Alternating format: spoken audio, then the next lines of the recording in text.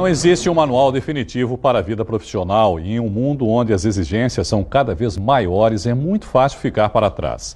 Para falar um pouco mais sobre desenvolvimento profissional e carreira, eu converso agora com a especialista em gestão de pessoas, Lúcia Helena Cordeiro. Lúcia, boa noite, obrigado, viu, por aceitar o nosso convite. Eu é que agradeço o convite. Imagina, seja bem-vinda aqui ao Caderno Regional. Queria começar essa nossa conversa, Lúcia, falando que queria que você falasse um pouquinho da sua trajetória e o que te levou a se especializar nesse assunto. Ok. A minha trajetória sempre foi em ambientes empresariais. Desde os 18 anos eu me propus trilhar. Então eu fui 4 anos e meio de Sabesp, 2 anos e meio de Volkswagen, 10 anos de Companhia Siderúrgica Paulista, 3 anos e meio de Grupo McDonald's e já também em aulas em universidade, inclusive no Santa Cecília, Unimonte, UniBR, etc.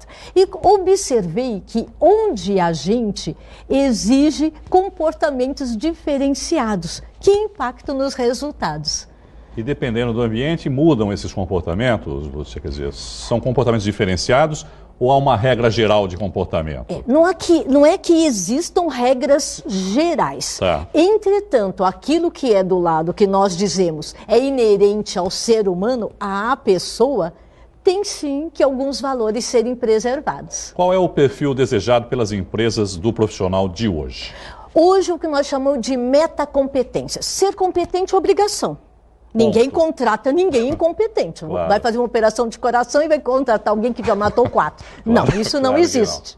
Não existe. Entretanto, as próprias pesquisas sinalizam o quê? Que o Gallup, por exemplo, publicou que 87% das pessoas são desligadas das organizações por ausência de comportamentos adequados e não por ausência de técnicas.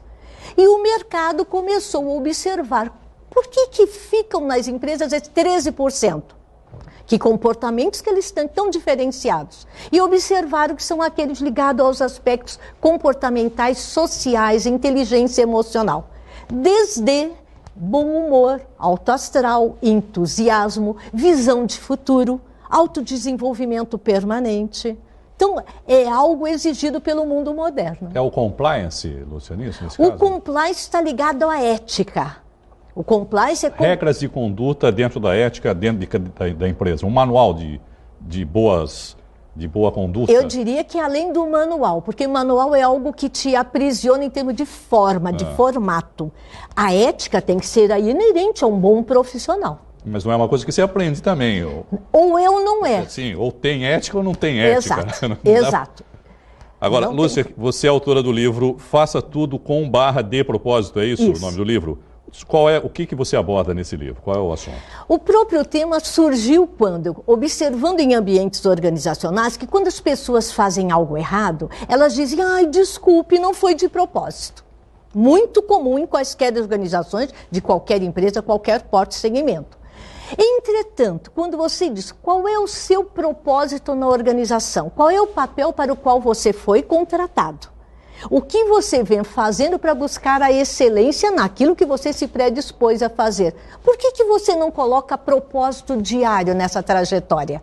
Então, o livro trata exatamente de reflexões, é um livro interativo, onde a autorreflexão leva a isso. Será que todos os dias, desde quando eu saio de casa, eu faço tudo de propósito para cumprir com o meu propósito maior?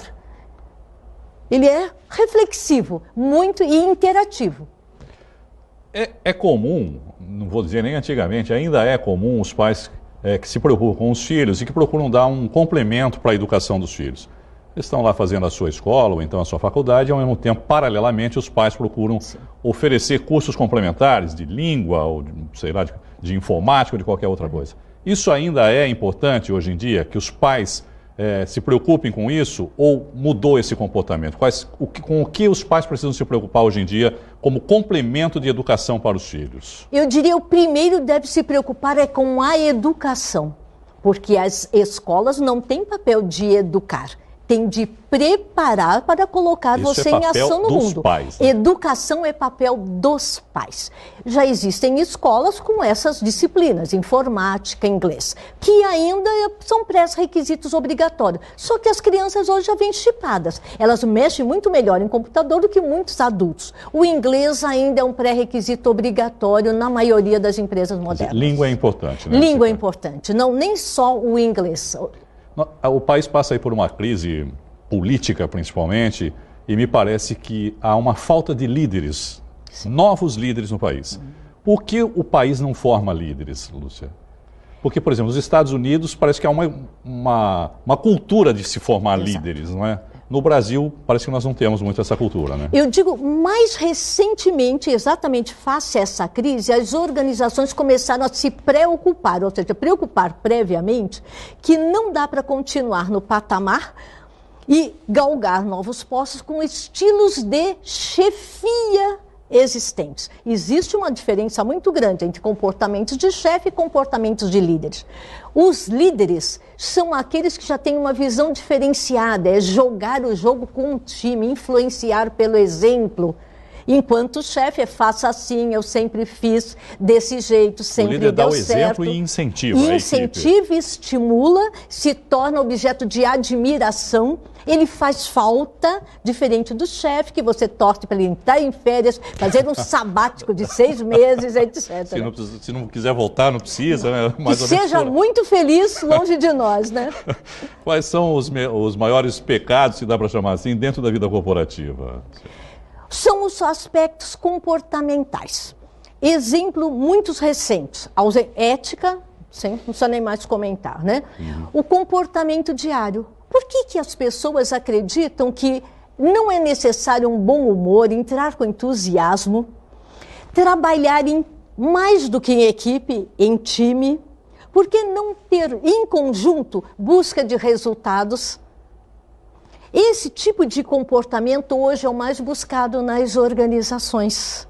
Vão além dos aspectos técnicos. Técnica nós aprendemos muito mais rapidamente. Se você diz, a partir do mês que vem vamos receber uma máquina nova, a própria empresa fornecedora geralmente já a prepara, ou se não, você vai em empresas que já utilizam aquele equipamento. Entretanto, comportamento você só muda se quiser. Porque ninguém transforma nada nem ninguém. Mesmo empresas, aquelas que investem treinamento, desenvolvimento, hoje o maior percentual não é mais na técnica, é no aspecto comportamental. Uma coisa que já foi importante, me parece que hoje não existe mais esse comportamento, até porque os jovens não se comportam mais assim. Antes, você se manter numa empresa por muitos anos era um reconhecimento, não é? Quer dizer, está aqui, trabalhou muitos anos, não mudou muito de empresa. Era ruim quando você tinha vários registros na sua carteira. Ele fica pulando de cerca aí para lá e para cá, não deve ser um bom funcionário. Hoje existe uma mudança nesse tipo de comportamento, não é, Lúcia? Porque os jovens, por exemplo, ficam muito pouco tempo nas empresas. Eles mudam muito de empresas. Por que isso acontece hoje? O mundo mudou. O mundo está em processo de aceleração. E não é ruim ficar numa empresa. Eu mesmo, dei como exemplo, eu procurei pautar o meu currículo. A própria palavra currículo é corrida de vida.